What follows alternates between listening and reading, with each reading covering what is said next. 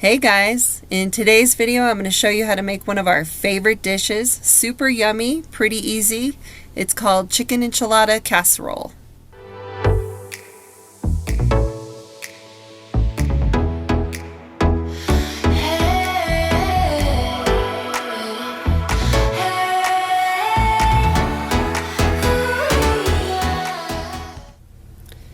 Welcome back to the channel. It's time once again for VoiceOver Sue in another cooking segment. So this is one of our favorite things to make.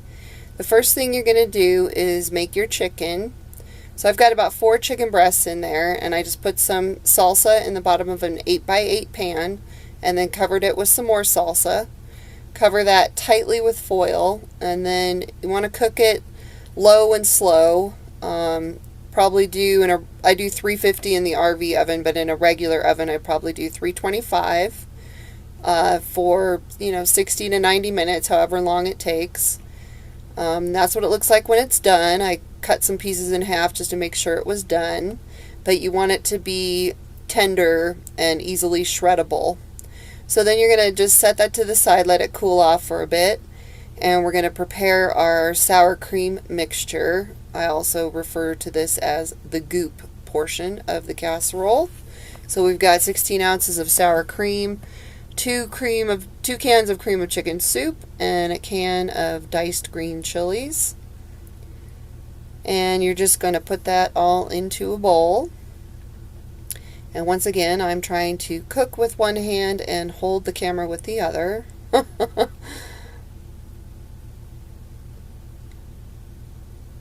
Basically dump it all in there and mix well. This recipe is great because you can prepare the whole thing and then put it in the fridge, and then all you have to do is bake it later, or you can just prepare all the different components and then all you have to do later is assemble and bake it. So get that all mixed up nice and well,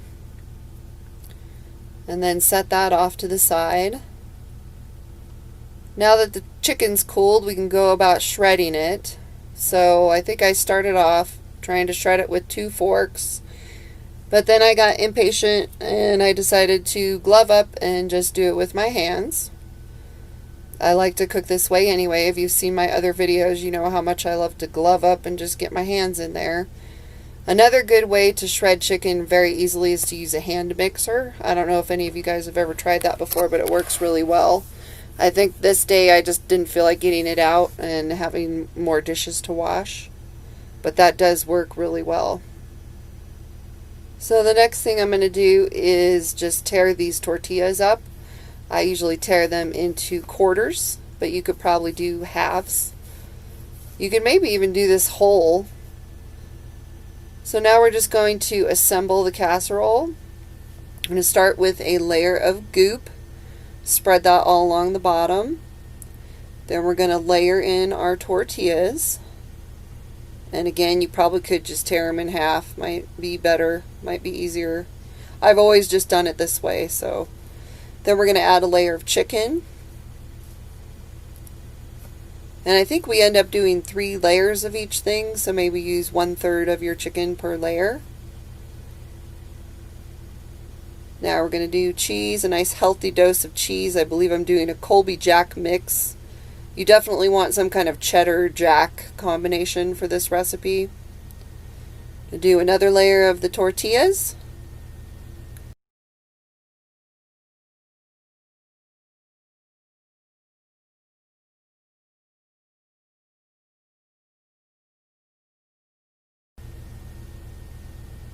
Followed by another layer of goop.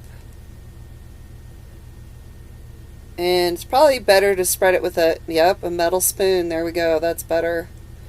Otherwise you disturb it's too easy to disturb your tortillas that you just laid down. This is a recipe I've been making for years. I believe I got it from a coworker about 20 years ago. I don't make it too often because it is pretty fattening. We try to save these types of meals for when we're eating out and try to eat healthier on the daily. But it's okay to make it every now and again. I think I make it about once a year. More cheese, of course. And then we're going to do more tortillas. If it starts to get too tall in your dish, just push on it when you're doing your tortilla layer. Kind of smash it down. Yeah, smash it down like that. More goop. You just want to keep layering until all of your ingredients are gone. And you want to end up with cheese on the top as the last layer.